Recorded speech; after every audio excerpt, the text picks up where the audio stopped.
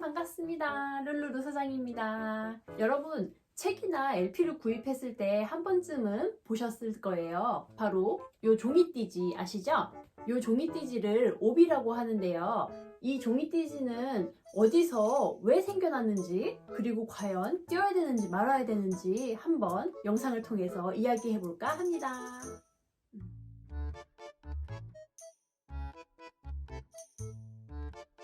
오비라는 단어는 일본어 한자 대자를 써서 무언가를 묶거나 두르는 띠를 뜻하는 단어인데요. LP가 주요 음원이었던 당시에 오직 일본반에서만 확인할 수 있던 띠지였기 때문에 지금까지도 일본어 그대로 오비라는 단어를 사용해서 이 띠지를 부르고 있습니다. 아무래도 일본에서 먼저 생겨난 일본 특유의 문화다 보니까 일본에서도 이 오비에 대해서 많이 궁금해 하시는 분들이 계시더라고요. 오비의 종주국인 일본 웹을 통해서 한번 검색을 해보았습니다. 이 오비에 대해서 설명하기 이전에 이제 일본 음악에 대해서 설명이 필요한데요.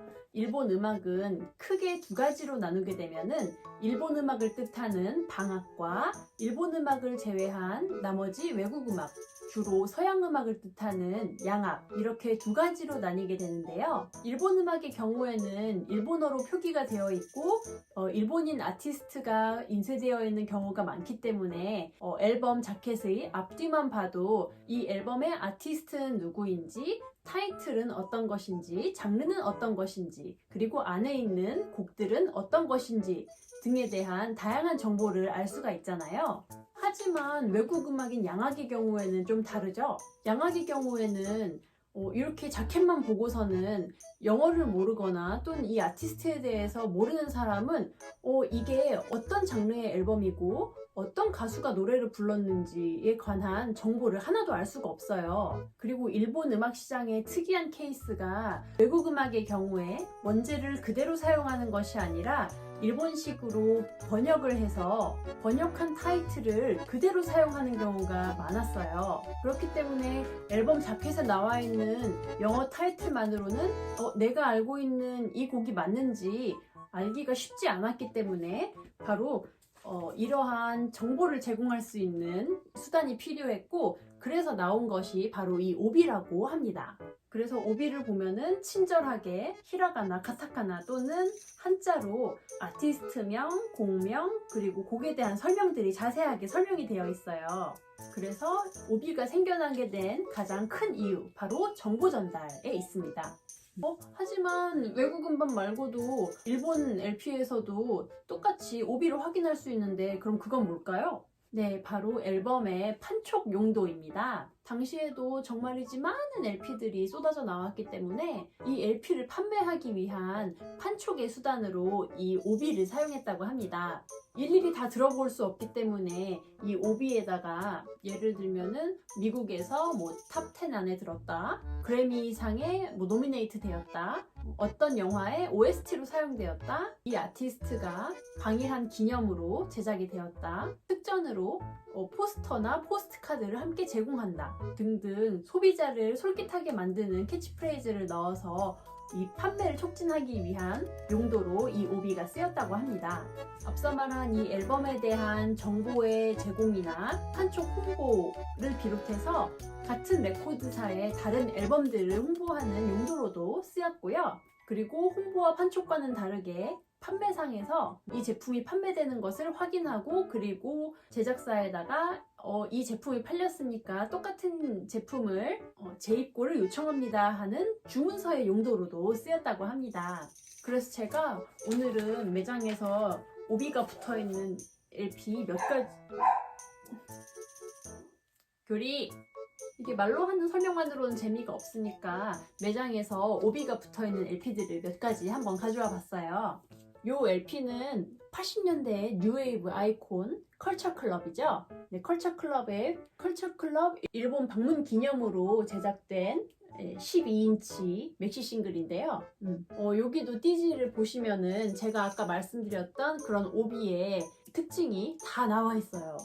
컬처 클럽의 이름과 그리고 이 맥시 싱글의 타이틀곡이 일본어로 표기가 되어 있고요. 그리고 일본 방문 기념반으로 작성이 되어 있고 한정반, 또 한정반이라고 하면 더 사고 싶어지잖아요. 그 다음에 요 아래에는 이 맥시 싱글의 트랙 리스트가 가타카나로 적혀 있고, 그리고 또 요 아래 보시면은 닛산 랑그레라는 자동차 CF에 이 노래가 쓰였다고 이렇게 깨알같이 적혀 있는 게 보입니다. 네, 이런 게 바로 홍보 포인트겠죠? 그리고 오비 뒷면을 보면은 절찬 발매 중이라고 해가지고 똑같은 레이블에서 현재 발매 중인 컬처 클럽의 다른 제품들도 깨알같이 홍보를 하고 있어요. 다음으로 보여드릴 LP는 퀸의 A Night at the Opera, 보헤미안 랩소디가 들어있는 LP죠. 여기도 보시면은 일본어로 번역한 타이틀 그대로 오페라자의 밥, 퀸이라고 적혀 있고요. 그리고 장르가 어떻게 되어 있는지 록, 포크로 작성이 되어 있고, 그리고 옆에는 이 앨범에 대해서 간략하게 설명하는 문구가 작성이 되어 있습니다. 그리고 아까 말씀드렸던 이제 가게에서 이 제품이 판매됐을 때 이 부분을 잘라서 제조사에다가 재고를 다시 요청할 수 있는 그런 보충 주문표라고 적혀 있는데, 이것도 같이 오비의 일부로서 붙어 있어요. 그리고 그 외에 다른 퀸 앨범들도 이렇게 깨알같이 홍보가 되어 있네요. 오비는 주로 이렇게 LP의 좌측 부분에 위치해 있는데요. 드물게 상단에 위치해 있는 경우도 있어요. 요거는 와타나베 사다오라는 일본의 재즈 뮤지션의 앨범인데요. 요거 같은 경우에는 이렇게 상단에 걸쳐있는 느낌으로 되어 있는 오비도 존재를 합니다. 그리고 요거는 이제 존 레논의 이매진 앨범인데요. 네모난 띠지가 일반적인데 요 존 레논의 이매진 앨범 같은 경우에는 이렇게 색다르게 커팅이 되어 있어요. 아무래도 존 레논의 앨범인데 오노요코와 함께 있는 사진을 넣은 거는 바로 일본 내에서의 홍보 효과를 더 극대화시키기 위한 게 아닐까 생각이 됩니다. 그리고 또 다른 LP, 요거는 이제 존 레논과 오노요코 둘이 함께 낸 앨범 더블 판타지인데요. 요거 같은 경우에는 이제 그 존 레논의 마지막 작품이잖아요. 그러다 보니까 여기 이게 한자로 추도반이라고 해가지고 당시에는 존 레논의 죽음이 굉장히 이슈였기 때문에 그래서 그거를 의식한 문구를 이렇게 넣은 것 같아요.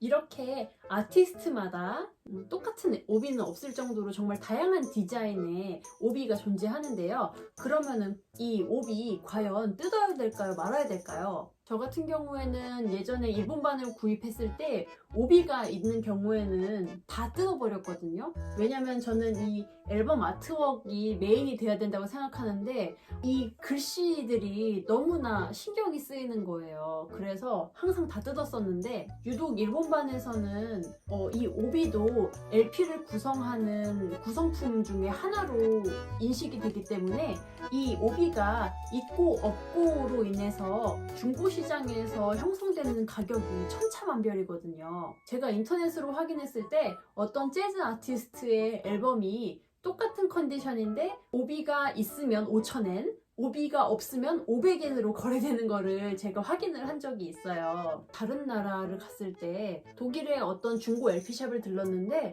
한 켠에 제페니즈 오비라는 코너가 따로 존재를 하는 거예요. 그래서 보니까 재팬 프레스 LP들인데 이런 띠지가 살아있는 제품들만 따로 모아가지고 판매를 하는 가게가 있어서 굉장히 인상적이었고, 그리고 가격도 생각보다 비싼 가격에 판매가 되고 있더라고요. 그렇기 때문에 특히 일본반을 구입할 때는 완벽한 일본반을 갖고 싶다, 또는 나중에 내가 되팔 거를 생각한다 라고 하시는 분들은 이 오비를 그냥 갖고 계시는 걸 추천드리고요. 저같이 앨범의 아트웍에 있어서 포커스를 흐트리는 것 같다, 그래서 이 오비가 필요가 없다 하시는 분들은 과감하게 오비를 뜯으셔도 좋을 것 같습니다. 이렇게 해서 오늘 짧게나마 오비에 대해서 설명을 해드렸는데요. 재밌게 보셨는지 모르겠네요.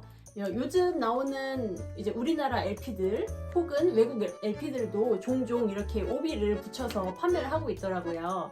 네, 그래서 일본 고유의 문화에서 시작돼서 지금은 전 세계에서 통용이 되는 이 오비에 대해서 간략하게 소개를 해드리는 시간이었고요. 네, 다음번에도 또 LP에 대해서 재밌는 이야기 전해드릴 테니까요. 룰루루 사장의 인스타그램, 유튜브 많이 많이 놀러와 주시길 바랍니다. 네, 그러면 시청해주셔서 감사하고요. 네, 좋은 하루 되세요. 감사합니다. 룰루.